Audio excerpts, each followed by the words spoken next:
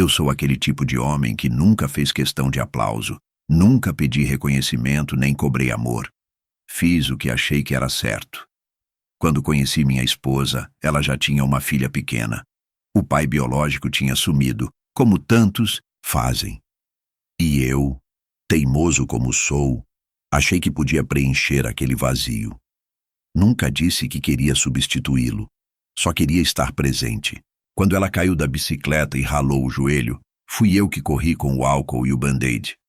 Quando ela passou de ano, fui eu que tirei foto com ela de uniforme novo. Quando fez 15 anos, fui eu quem pagou a festa. E no fundo nem esperava um obrigado. Só queria vê-la feliz. Os anos passaram. Ela cresceu. Eu estive lá em todas as fases. Emprestei carro quando precisou. Ajudei com a faculdade. Banquei aluguel quando o primeiro namorado a deixou.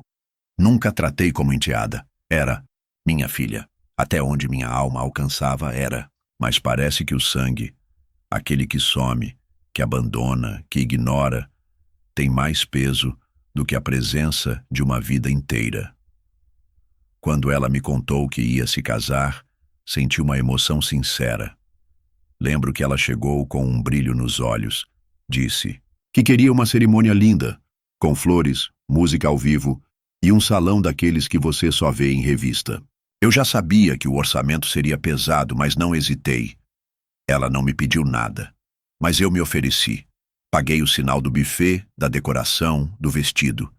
Disse a mim mesmo que queria vê-la radiante, como uma princesa entrando no castelo. Eu imaginava estar lá do lado dela, talvez levando-a até o altar. Ou, se o pai biológico aparecesse, o que achei improvável, pelo menos estar em uma mesa de honra, sendo reconhecido por ter sido aquele que não foi embora. Mas o dia chegou. E a verdade também. Quando entrei no salão, percebi algo estranho. Não havia lugar reservado para mim nas primeiras fileiras. Pensei que talvez tivesse me enganado, que alguém me guiaria. Mas nada. Um dos organizadores me indicou uma mesa no fundo, perto da porta da cozinha. Uma mesa improvisada, com outras pessoas que eu mal conhecia. Fiquei em silêncio. Ainda tentei encontrar minha esposa com os olhos, mas ela apenas desviou o olhar. Meu peito começou a apertar. Foi então que a noiva, minha enteada, passou por mim e disse com um sorriso frio: "Esse é um momento de família de verdade. Fique na mesa dos fundos, por favor." Depois virou as costas como se estivesse despachando um garçom. Naquela mesa, ouvi risadas abafadas. Uma delas, claramente, era do genro. Senti uma vertigem de vergonha, não só pela humilhação pública, mas pela constatação de que, por anos, eu fui só conveniência. Fui um financiamento com pernas. Um plano B afetivo. E o que selou tudo foi o olhar do pai biológico. Sim, ele apareceu. Engomado, posudo, sorrindo como se fosse a alma da festa. Ele que não pagou escola, que não ficou acordado em noite de febre, que nunca ouviu o pai nos momentos difíceis. Ali estava, sendo aplaudido, sendo o homem da vez. E o pior, meu lugar havia sido entregue a ele como se fosse natural, como se eu fosse o intruso, o estranho, o excesso. Sentei-me naquela mesa dos fundos por exatos 18 minutos. Tempo suficiente para sentir cada farpa atravessar o que restava da minha dignidade. Depois me levantei. Saí sem dizer uma palavra. Ninguém me notou. Ninguém me seguiu. Nem minha esposa, nem minha enteada. Nem o garçom. Quando cheguei em casa, não chorei. Não que não doesse. Doeu como uma facada silenciosa. Mas era uma dor diferente. Era o tipo de dor que cicatriza com aço, não com lágrima. Era o tipo de dor que desenha um plano. Porque, naquela noite, eu entendi que não fazia mais parte daquela família. Mas eles ainda estavam presos a mim de um jeito que nem percebiam. E se achavam que eu sairia da vida deles em silêncio. Não conheciam o homem que eu realmente era. Voltei para casa e fui direto para o escritório. Sentei naquela cadeira de couro que já conhecia o peso das minhas decepções. O silêncio da casa parecia zombar de mim. Os retratos nas estantes ainda mostravam sorrisos de um tempo em que eu Achava que amor bastava. Mas naquela noite eu entendi que amor sozinho não constrói laços. Ele precisa ser reconhecido, retribuído. E o que eu recebi no casamento não foi ingratidão apenas. Foi um desprezo cirúrgico, planejado, frio. Aquela mesa dos fundos não foi um erro de organização. Foi um recado. E o recado que eles me deram, eu iria devolver. Abri meu computador. Minha pasta de documentos estava lá, intacta, organizada. Os contratos com o buffet, com o salão, com os músicos. Cada um deles no meu nome. Todos os pagamentos feitos com meu cartão. Eu assumi aqueles custos por generosidade, mas sem jamais abrir mão da inteligência. Nunca transferi responsabilidade. Nunca abri mão do controle. Aquela festa de princesa era minha até o último centavo. Acessei os e-mails trocados com o gerente do local da festa. Revisei as cláusulas do contrato. Estava tudo lá, preto no branco. Cancelamentos com menos de 72 horas não implicavam reembolso integral. Mas o ponto não era recuperar o dinheiro. Era recuperar o respeito. Ou pelo menos garantir que nunca mais me tratariam como um fardo descartável. Mandei o e-mail às 2 da manhã. Sem ódio, sem palavrões. Objetivo. Informei que o evento estava sendo cancelado por decisão do responsável financeiro. Solicitei a suspensão imediata do serviço e o bloqueio do espaço para novos acessos. Pedi também que qualquer movimentação dentro do local fosse registrada por segurança jurídica. Fui elegante, mas cirúrgico. E ao enviar aquele e-mail, senti algo estranho. Uma serenidade gélida. Pela primeira vez, eu estava deixando de ser o tapete. Na manhã seguinte, desliguei o telefone. Todos os telefones. Fui para o interior, uma casa de campo que comprei anos atrás e que quase ninguém sabia que existia. Levei um livro, roupas simples, e deixei a cidade desaparecer no retrovisor. Queria distância do caos que sabia que estava por vir.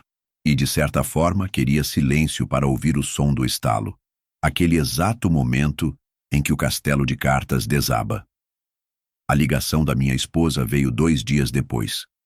O sinal era fraco, mas a voz dela atravessava o tempo e o espaço com uma mistura de pânico e raiva. Queria saber o que eu tinha feito. Disse que todos estavam me procurando, que o buffet não apareceu, que os seguranças não estavam permitindo a entrada de convidados, que a própria decoração havia sido desmontada por ordem da gerência. E o salão estava fechado. Ela gritava. Dizia que aquilo era uma humilhação, que os pais do noivo estavam lá, que os convidados vinham de longe, que a família inteira estava em choque. E a minha resposta foi uma só. Desliguei.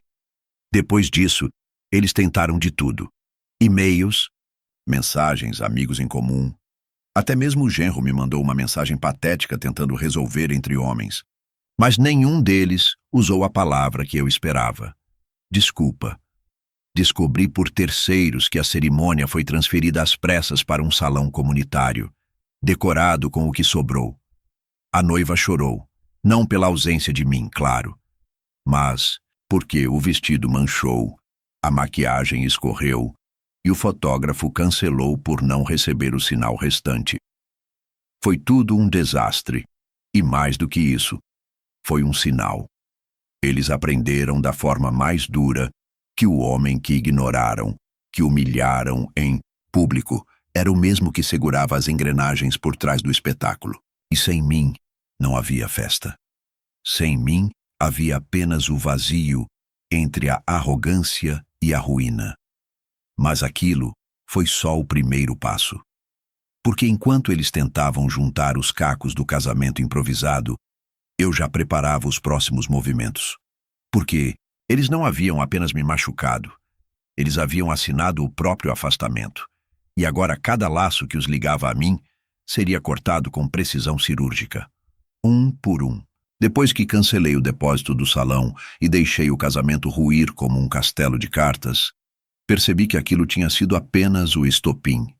O incêndio ainda estava para começar, e não seria causado por gritos nem brigas, mas por papelada, por contratos, por assinaturas. É engraçado como por anos me fizeram sentir como um intruso nessa família, um acessório, um ajudante. Mas quando chegava a hora de pagar a conta, de socorrer no sufoco, de dizer, tudo bem, eu assumo, aí eu virava o pai da casa. O cartão de crédito de emergência, o fiador de confiança, o nome limpo na praça. E foi justamente por isso que a próxima parte da minha retirada foi tão fácil. Eles usaram meu nome para construir um castelo. E agora seria com o meu nome que aquele castelo iria desmoronar. Peguei minha pasta preta, onde guardo documentos que ninguém nunca vê. Ali estavam os contratos de empréstimos, as promissórias, as cartas de endosso e garantias pessoais que assinei para ajudar a enteada a comprar o carro, reformar o apartamento e até mesmo abrir aquela loja de produtos naturais que fechou antes mesmo de durar um ano. Comecei a revisar tudo, um por um. O carro ainda estava no nome dela, mas quem assinou como garantidor fui eu. A prestação estava atrasada há 2 meses. Entrei em contato com o banco e pedi a retirada do meu nome como fiador, alegando quebra de confiança contratual. O atendente ficou em silêncio, surpreso, e depois disse: o senhor tem esse direito sim, vai gerar cobrança imediata. Perfeito. A loja, financiada com um crédito pessoal que ela não conseguiria sozinha, mas conseguiu quando eu aceitei. Colocar meu nome como cônsul moral, era o que ela disse. Cônsul. Agora, eu era apenas o cobrador. Solicitei ao banco a antecipação da dívida. Em 3 dias úteis, eles receberam a notificação. Um boleto gordo, com juros, batendo na porta da nova família feliz. E havia ainda o empréstimo mais recente. Aquele para pagar os móveis planejados da casa onde ela e o genro foram morar. Claro que estava no nome dele. Mas adivinha quem teve que endossar o contrato como testemunha de solvência? Sim, eu. E agora, como testemunha, eu notificava. A confiança foi quebrada. E quando a confiança quebra, o crédito evapora. Não fiz escândalo. Não precisei ir atrás de ninguém. Tudo foi resolvido via carta registrada, e-mail jurídico e protocolos bancários. Quando você faz parte invisível de uma estrutura por tempo demais, você conhece cada parafuso. E quando decide sair, a casa inteira começa a ranger. Fiquei sabendo pelas costas que começaram a suspeitar. Ela ligou para minha esposa chorando, dizendo que estavam recebendo notificações, que os pagamentos dobraram, que o banco congelou as facilidades e bloqueou o cartão do genro. E mais uma vez, buscaram explicações que não vinham. Porque eu não dei. Eu apenas sumi da equação. Mas o que doeu de verdade, e só percebi quando assinei a última carta, foi entender que eles nunca viram aquilo como ajuda. Aquilo era dever. Obrigação. E não é obrigação cuidar de quem te cospe no rosto em troca de um assento ao lado de alguém que sempre sumiu nos aniversários, que nunca segurou a testa dela com febre, que nunca compareceu numa reunião da escola, mas ele era o pai de verdade. Eu era o fiador. Então agora, fiquem com ele, deletem meu nome, assumam os boletos e aprendam que quando você cospe no prato que te alimenta, pode acabar com fome. Ainda era pouco. A queda deles estava só começando, mas era essencial começar pela base. E a base de tudo aquilo que construíram tinha sido eu. Eu não precisava explodir nada. Só precisava sair e deixar que eles sentissem o peso do que é viver sem apoio, sem rede, sem segurança. Eu tinha mais cartas na manga. Muitos outros detalhes que ninguém se dava conta. Porque enquanto eu era o velho invisível, o padrasto calado, eu era também quem pagava o plano de saúde da mãe dela, quem garantiu a entrada do apartamento, quem sustentava as aparências enquanto eles fingiam maturidade. Mas fingimento tem prazo, e a fatura estava só começando a vencer. Depois que cortei os fios invisíveis que os sustentavam financeiramente, empréstimos, cartões, fianças, decidi seguir com a segunda parte da minha retirada. Apagar meu nome, minha história, minha presença de tudo que eles diziam ser deles. Inclusive o casamento. Principalmente o casamento. Porque quando sentei naquela mesa do fundo vendo a filha que criei me substituir pelo fantasma do pai ausente. Eu percebi que aquela festa não era só uma cerimônia. Era uma farsa. Um teatro onde cada aplauso era comprado com meu dinheiro, cada riso regado com o vinho que eu mesmo paguei. E se era assim, então não haveria mais vinho. O que eles esqueceram, ou talvez nunca souberam, é que toda a estrutura daquele evento dependia de mim. Fui eu que indiquei o buffet, negociando pessoalmente com o dono que me devia favores antigos. Fui eu que paguei adiantado pela florista, que confiava no meu nome e em mais ninguém. Fui eu que agendei o DJ, o fotógrafo, o decorador. Nenhum deles foi contatado diretamente por ela ou pelo noivo. Tudo passou por mim, sempre por mim, porque eu era organizado, porque era melhor deixar com o padrasto que entende dessas coisas, porque é só um favorzinho. Agora, esses favores estavam sendo recolhidos. Comecei com o buffet. Liguei diretamente para o gerente. Disse que a cerimônia não contava mais com o meu apoio e que, por contrato, os valores ainda pendentes não seriam mais pagos por mim. E como o saldo final estava por vencer, ele teria duas escolhas: ou cobrar da noiva e do noivo, ou cancelar o serviço. Eles escolheram cobrar.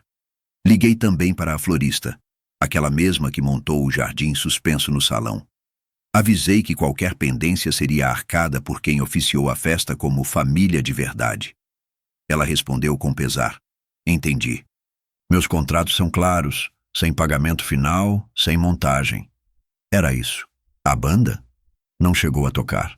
Não porque faltasse vontade, mas porque a transferência que garantiria o segundo dia de evento, sim, eles queriam 2 dias de comemoração, não foi feita.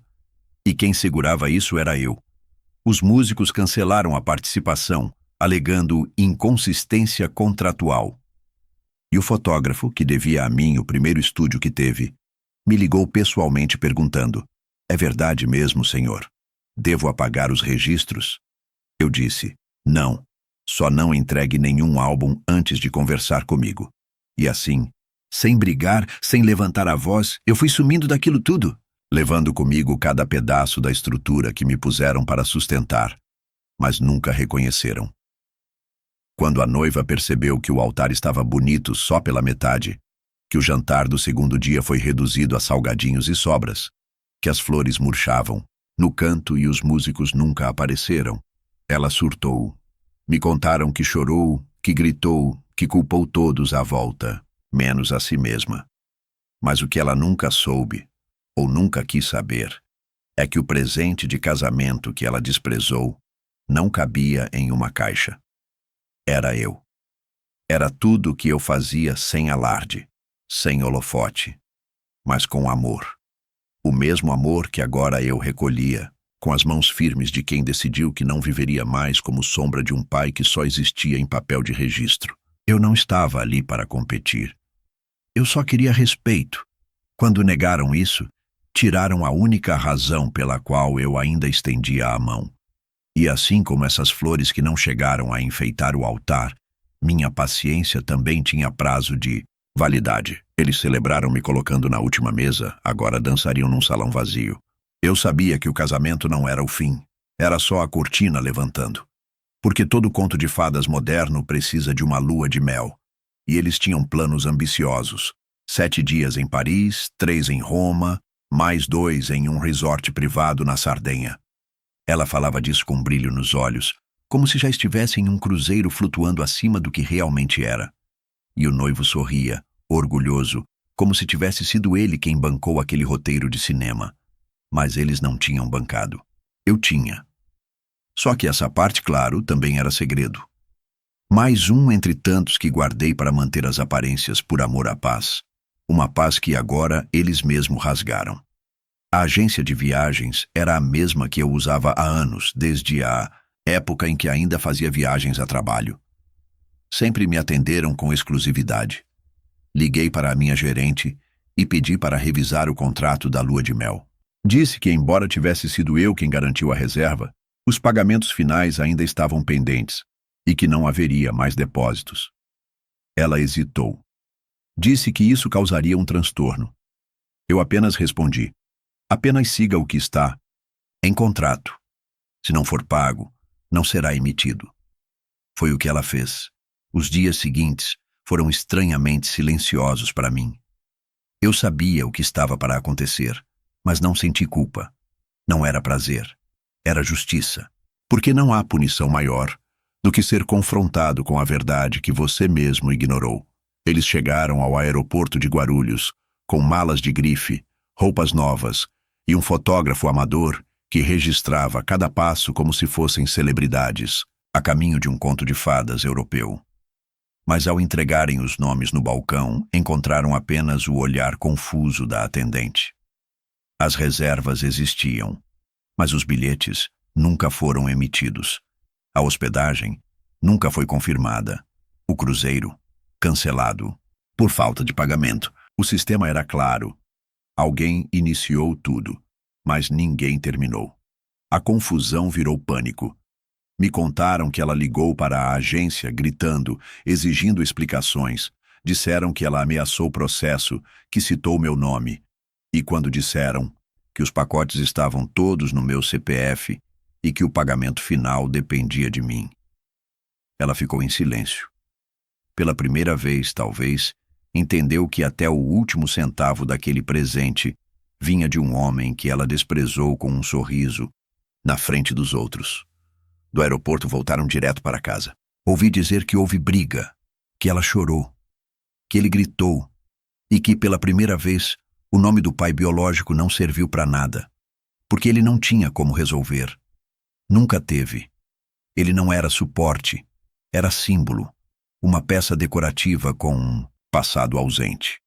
E agora, com a estrutura desmontada, ela se via diante de um espelho sem reflexo, porque o único homem que realmente sustentava aquela fantasia era justamente o que ela humilhou.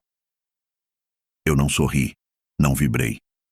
Apenas respirei, aliviado, porque passo a passo minha ausência começava a pesar mais do que minha presença. E ela só percebeu isso quando o avião que nunca decolou carregava também o futuro que ela achava ter garantido. Com o dinheiro que não era dela, com a gratidão que ela nunca teve, com o respeito que escolheu não demonstrar. Fui eu quem congelou a lua de mel. Mas o gelo já estava dentro dela. A ironia da vida é que ela cobra sempre com juros. Às vezes, ela espera anos, finge que esqueceu. E quando menos se espera, a conta chega, fria, exata, impessoal. E foi exatamente o que vi acontecer com a minha enteada e o marido quando o último pilar do delírio desabou. O pai biológico desapareceu, de novo, e dessa vez, sem deixar sequer um rastro. Na semana seguinte ao vexame no aeroporto, eles sumiram das redes sociais. Nenhuma postagem, nenhuma foto repostada. As mesmas pessoas que riram comigo na mesa dos fundos agora estavam em silêncio. Eu não procurei ninguém. Permaneci em casa, como sempre estive. Só que pela primeira vez, ninguém podia mais dizer que eu estava no meu canto porque queria, e sim porque fui posto ali. Só que dessa vez escolhi permanecer, sozinho, mas inteiro. Soube por um conhecido, um dos padrinhos que trabalhava no mesmo banco que eu frequentava, que a família da noiva estava em desespero. Os fornecedores começaram a cobrar o que faltava, as dívidas apareceram de verdade, e a presença do pai biológico, aquele mesmo que ela colocou de braços dados com ela no altar, se dissolveu no ar. Nada de resposta, nada de ajuda, apenas mais um número bloqueado, uma conta desativada, um carro vendido. Ele havia sumido como sempre fez. E pela primeira vez, ela sentiu na pele o que era confiar em um fantasma. E foi aí que eles se voltaram. Para mim. No início, sutil. Uma mensagem. Seca no WhatsApp da mãe dela. Podemos conversar, é urgente. Ignorei. Depois outra. É sobre a viagem, só você pode ajudar. Apaguei. Dias depois, uma ligação da própria noiva. Atendi. Silêncio por 5 segundos. A voz dela tremeu. Eu sei que você não quer ouvir minha voz, mas... E desliguei. Sem palavra, sem ódio, Apenas silêncio, o mesmo que eles me deram no casamento, agora devolvido na mesma medida. A diferença é que o meu silêncio vinha acompanhado de lucidez. Eles procuraram por mim como se eu ainda tivesse obrigação de salvar. Mas o que eles não entenderam, ou não queriam entender, é que a minha função terminou no momento em que me excluíram da equação, não da festa, da estrutura. Não fui apenas jogado para uma mesa distante, fui retirado da narrativa deles como se nunca tivesse existido. E por isso, agora que o castelo de areia afundava, não havia mais madeira para segurar. Tudo era pó. E mais curioso ainda foi ver os outros se afastarem também. Os mesmos que riram comigo na mesa do canto, quando souberam que fui eu quem financiou o casamento, a viagem, as flores, o buffet, tudo, passaram a me olhar com respeito velado. Alguns pediram desculpas, outros apenas sumiram, envergonhados, por terem escolhido o lado mais popular na hora errada. É assim que funciona a moral social. Ela é moldada pelas aparências até que a verdade vaza. E todos correm para o lado onde ainda há dignidade. Foi um prazer mórbido ver que, diante do desespero, minha enteada finalmente entendeu quem sempre foi o alicerce. E o mais amargo, que ela só perceberia isso quando ele estivesse fora. E fora, eu estava. Não porque me expulsaram, mas porque agora eu fazia questão de permanecer do lado de fora, do lado de cá. O lado da consciência limpa. O lado de quem deu, suportou, sustentou e agora simplesmente deixou de estar disponível. Nunca mais atendi. Nunca mais respondi. Nunca mais ofereci qualquer sinal de proximidade. E quanto mais eles batiam nas portas erradas, mais sentiam falta da única que sempre esteve aberta e que agora estava trancada por dentro. O pai biológico desapareceu. E pela primeira vez, entenderam o que significa abandono. Mas já era tarde, porque quando me procuraram, eu já tinha aprendido a viver com minha ausência. E isso, para eles, foi a verdadeira perda. Dentre todas as certezas que a vida oferece aos jovens mimados, a herança é talvez a mais ilusória. Eles a veem como um direito automático, como uma extensão da posse dos pais, como uma reserva oculta que um dia cairá em suas mãos como prêmio por simplesmente terem existido. Nunca se perguntam por que seriam dignos de receber algo. Apenas presumem. E com a minha enteada não foi diferente. Ela sempre soube que eu era meticuloso com minhas finanças. Nunca fui de ostentar, mas cada centavo foi cuidado como semente. Planta-se hoje, colhe-se depois. Eu jamais falei de dinheiro com ar de superioridade, mas não escondia o fato de que construí uma vida estável com disciplina. Imóveis quitados, aplicações de longo prazo, um seguro de vida robusto e, sobretudo, uma tranquilidade financeira que me permitia bancar sem pesar os luxos de outros, como o casamento que desmontei em silêncio. Durante anos, ela comentava com naturalidade sobre quando tudo for nosso. Usava a palavra nosso como se fosse sinônimo de destino, às vezes em tom de brincadeira, às vezes não. Esse sítio um dia vai ser o lugar onde meus filhos vão correr. Ou a casa na praia. Talvez eu alugue um quarto para turistas quando for minha. Eu sorria, não por achar graça, mas por ver como o ego humano é capaz de montar castelos em cima de fundações que nunca existiram. A verdade é que ela era parte do meu testamento. Por muitos anos, mesmo sem ser minha filha biológica, eu a considerei legalmente como tal. Redigi cláusulas específicas, preparei fundos de educação, previdência, seguros e divisões patrimoniais. Eu havia criado uma estrutura silenciosa de amparo que ela sequer conhecia e que um dia herdaria como prova de que, mesmo sem sangue, o amor pode construir laços mais sólidos que qualquer DNA. Mas depois do casamento, depois da mesa, dos fundos, depois de tudo o que veio a seguir, aquela estrutura deixou de fazer sentido. Não foi por vingança, foi por coerência. Como posso deixar meu nome, meu legado, minha história para alguém que me rejeitou no momento mais simbólico da própria vida? Como premiar alguém que, Ao olhar para os dois homens que definiram sua existência, o que sumiu e o que ficou, escolheu enaltecer o ausente e ridicularizar o presente. Não se trata de ego ferido. Se trata de respeito mínimo, de reciprocidade, de dignidade. Então, eu fiz o que qualquer homem lúcido e em paz consigo mesmo faria. Revisei tudo. Retirei o nome dela do testamento. Retirei da apólice de seguros. Retirei da escritura do sítio, da conta conjunta que ela nem sabia que existia, das cotas empresariais que mantinha em silêncio. Um por um, todos os registros passaram por retificação. Um processo burocrático, mas libertador. Como se cada assinatura que removia fosse um pequeno ponto final em um parágrafo que já havia passado do tempo de acabar. Hoje, minha herança está destinada a outras mãos. Um sobrinho que cuida de mim com gentileza e sem interesse. Um hospital que trata idosos abandonados. Um fundo educacional para jovens sem família. Não por drama, mas por justiça. Minha enteada não sabe disso ainda. Talvez imagine que tudo permanece como antes. Talvez pense que, após os meses de silêncio, eu tenha voltado atrás em meu luto. Que ela ainda seja minha filha, no papel, no coração, na vontade. Ela ainda tem tempo de descobrir, mas quando descobrir, será tarde. Porque a herança é como o amor, não se exige, se merece. E ao contrário do que ela acreditava, o que foi perdido não foi dinheiro. Foi história.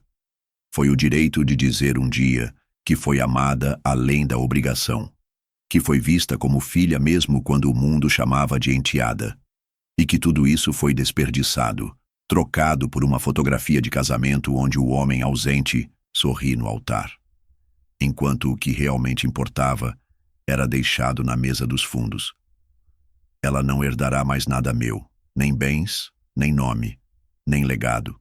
E no fim, talvez o que mais doa seja perceber que, de tudo que ela rejeitou, a única coisa que valia mesmo a pena era o que eu lhe dei de graça durante toda a vida.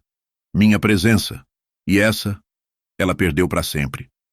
No mundo em que vivemos, a verdade costuma se perder nas versões contadas por quem fala mais alto. Palavras bonitas, fotos ensaiadas, sorrisos tortos congelados em porta-retratos, tudo serve para esconder o que realmente aconteceu. E eu aprendi, com a idade, que às vezes o silêncio não é virtude. Às vezes, o silêncio protege o injusto. Então, depois de ser humilhado diante de todos, isolado como um figurante no casamento da menina que criei como filha, decidi guardar minha maior resposta não em gritos, mas em provas. Eu não costumo filmar eventos. Sempre fui daqueles que preferem viver o momento a ficar olhando para uma tela. Mas naquele dia, por ironia do destino, ou talvez por intuição de velho calejado, eu pedi ao meu sobrinho que gravasse parte da cerimônia. Disse a ele: não precisa filmar tudo.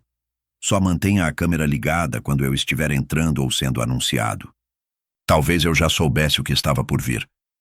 Talvez minha alma já estivesse avisando que aquele dia não terminaria com abraços sinceros. O vídeo capturou tudo. E quando digo tudo, não é exagero.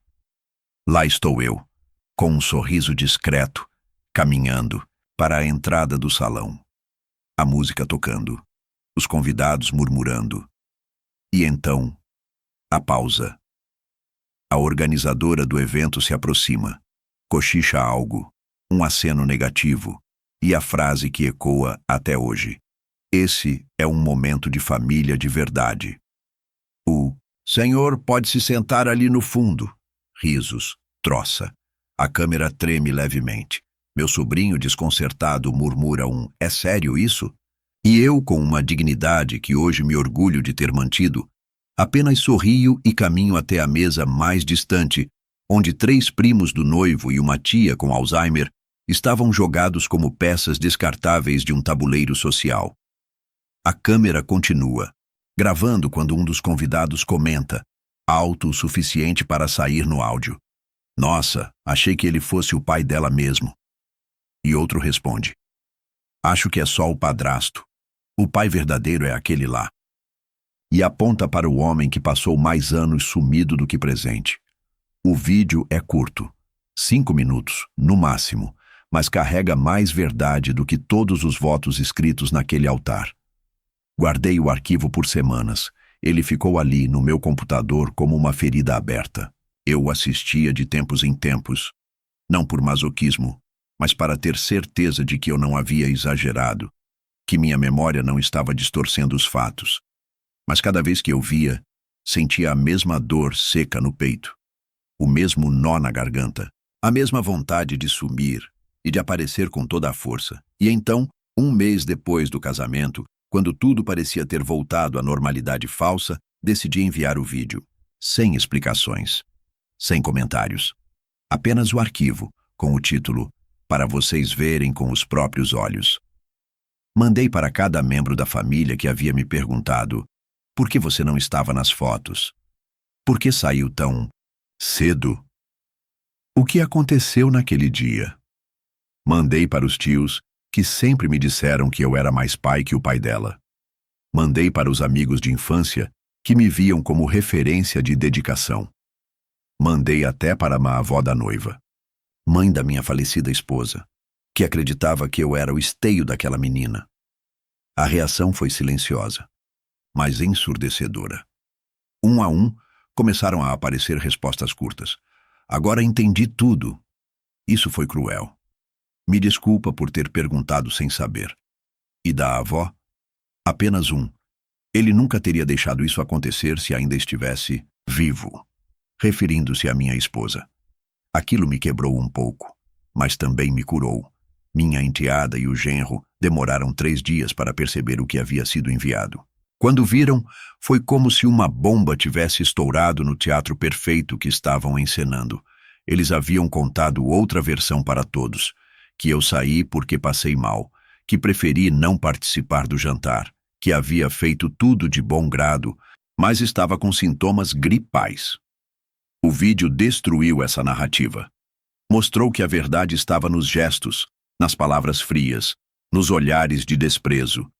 E o mais bonito de tudo, eu nunca disse uma palavra no vídeo. Nunca confrontei. Nunca acusei. Apenas deixei que eles mesmos vissem. Depois disso, a enteada me mandou uma mensagem longa, confusa, cheia de justificativas. Apagou. Mandou outra, menor, pedindo para conversar. Apagou também. E por fim, deixou um simples: você não precisava ter feito isso. Mas sim, eu precisava. Pela minha paz, pela minha história, pela verdade.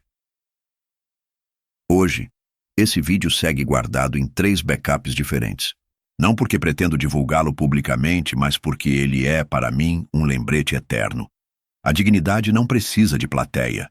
Ela só precisa de provas. E, às vezes, a verdade não precisa ser gritada.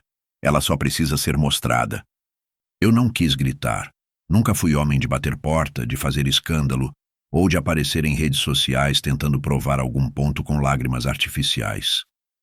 Sempre acreditei que as ações têm mais peso quando são silenciosas, e as palavras, quando escolhidas com precisão, têm o poder de derrubar até as muralhas mais altas.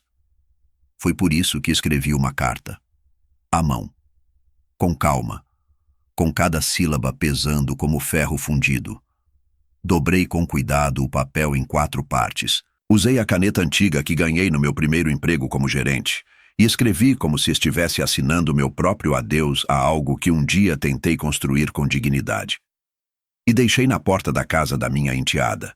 Não para fazer barulho, mas para que, ao abrir a porta e olhar para baixo, ela encontrasse não só o envelope, mas também a ausência de tudo o que havia perdido. Na carta, eu não xinguei, não culpei, não dramatizei. Apenas expus, linha por linha, como se escrevesse um relatório final de uma empresa falida. Comecei assim: querida, quando você me colocou naquela mesa do fundo, talvez tenha pensado que era apenas um lugar, mas era mais do que isso. Era a forma como você me via, como um detalhe, como um acessório que pode ou não estar presente na fotografia principal. E foi aí que eu entendi. Entendi que o pai biológico ausente, o mesmo que nunca apareceu nas reuniões escolares, que nunca ficou ao seu lado nas noites de febre, que nunca pagou um único mês de faculdade, era para você o verdadeiro representante da palavra pai. E isso não é culpa sua, é escolha. Mas da mesma forma que você teve o direito de escolher quem teria o lugar de honra na sua vida, eu também tenho o direito de escolher a quem devo minha presença, meu esforço e meu dinheiro. Continuei, revelando tudo que já havia retirado sem aviso. O depósito do casamento, os contratos de fornecedores, os fiadores que eu cancelara, a herança que fora revista e até mesmo os cartões de crédito que ela jurava ter segurança, por estarem em meu nome como garantia. Você me tirou do altar emocional da sua vida. Eu apenas retirei os alicerces financeiros e afetivos que sustentavam a ilusão de estabilidade. Não se trata de vingança. Trata-se de responsabilidade. Uma relação é feita de troca. E eu fui um homem que deu, por décadas, sem nunca cobrar. Agora, aprendi a parar de entregar onde não há mais mãos estendidas. No parágrafo final, fui direto, sem rodeios, sem raiva, apenas decisão. Não me procure. Não me peça explicações públicas. Não tente reescrever o que já foi vivido. Esta é minha última contribuição para a sua história. A retirada completa da minha presença. Se um dia entender que família é construída e não herdada por sangue, talvez lembre de mim. E se lembrar, que seja com respeito, com sinceridade, o homem que te criou como pai e que agora escolhe não ser mais peça decorativa na sua narrativa. Coloquei a carta dentro de um envelope branco simples. Não precisei assinar com meu nome. Ela saberia quem escreveu, todos saberiam. E deixei ali, na soleira da porta dela, como um convite para refletir. E também como um ponto final. Soube, mais tarde, que ela leu a carta sozinha, sentada na escada. Por mais de meia hora. Soube que chorou. Que ligou para a mãe adotiva, a tia, tentando entender se aquilo tudo era real. E era. Tão real quanto o silêncio que passou a habitar a relação. Entre nós dois desde então, a carta não foi vingança. Foi um espelho. Um espelho que ela tentou evitar por anos, acreditando que amor incondicional era sinônimo de submissão eterna. Não é. Amor não é o que você exige. É o que você constrói e cultiva.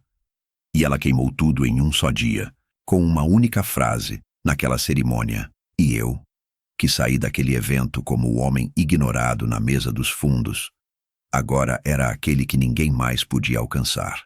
Não precisei de discursos, nem de ameaças, nem de levantar a voz. A vida tem seu próprio jeito de dar retorno. E às vezes, tudo o que você precisa fazer é sair do caminho e deixar que o vazio fale por você. Depois do casamento, depois do vídeo que enviei à família, da carta deixada na porta dela, do silêncio que se instalou como uma neblina que não se dissipa, tudo mudou. Não da noite para o dia, mas com a lentidão cruel das verdades que demoram a ser digeridas. Por semanas minha enteada não me procurou. Talvez por orgulho, talvez por vergonha, talvez por ainda acreditar que de alguma forma eu voltaria, mas eu não voltei. As consequências começaram a se acumular. O nome dela sujo por contratos que eu deixei de garantir. O casamento já manchado por dívidas e desentendimentos. A ausência repentina de ajuda, financeira e emocional. O pai biológico, como era de se esperar, sumiu tão rápido quanto apareceu.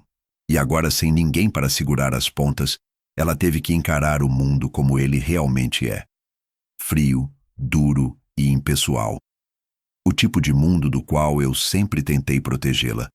Quando me rebaixaram à condição de não família, retiraram, junto o escudo que sempre esteve entre ela e a realidade.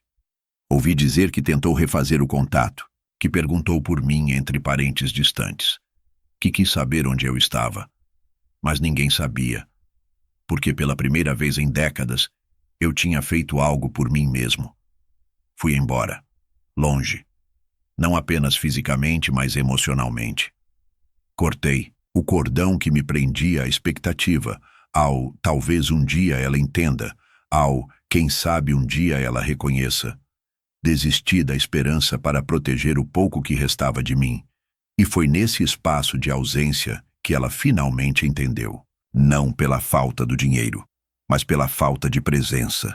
Pela ausência daquela figura que sempre estava ali, discreta, mas firme. Pela ausência das mensagens nas datas importantes, dos conselhos silenciosos, do olhar que dizia, vai dar tudo certo porque eu estou aqui. Ela descobriu tarde demais que o amor verdadeiro não faz barulho, mas sua falta grita. E agora, era esse grito que a acompanhava. Eu recebi uma carta, escrita à mão, tremida, sem pedir desculpas diretamente, mas recheada de palavras quebradas, de frases ensaiadas, de tentativas de explicar o inexplicável. Ela dizia que se sentia perdida, que não sabia mais onde tudo tinha começado a desandar, que só queria entender por que eu sumi. Li a carta com calma. Deixei ela no criado mudo por alguns dias. Depois, guardei em uma caixa com outras coisas que já não fazem parte da minha vida atual. Não respondi, porque o ponto não era punição, era encerramento. E a minha resposta já havia sido dada, não com palavras, mas com ausência. Porque quando alguém diz que você não faz parte da família, a única coisa digna que resta é sair e nunca mais voltar. É assim que se preserva a alma. Hoje moro numa cidade pequena, onde ninguém sabe quem fui. Planto minhas próprias ervas, leio livros que deixei de lado por décadas, caminho até a padaria todo dia às 6 da manhã, só para sentir o cheiro do pão saindo do forno. Não tenho muitos amigos, mas tenho paz. E no fim das contas, é isso que todo homem quer. Quando envelhece, dormir sem peso, acordar sem medo, olhar no espelho e respeitar quem está lá. Não desejo mal a ela. Nunca desejei. E talvez um dia ela encontre paz também. Mas comigo, não mais. Porque a vida tem uma maneira curiosa de ensinar. Quando você despreza alguém que te amava em silêncio, você não perde só a presença dele. Você perde tudo que vinha junto. E às vezes, tudo o que esse alguém queria era um lugar à mesa. Não pelos talheres, mas pelo gesto. E quando isso é negado, não resta mais nada a se dizer. A história termina aqui.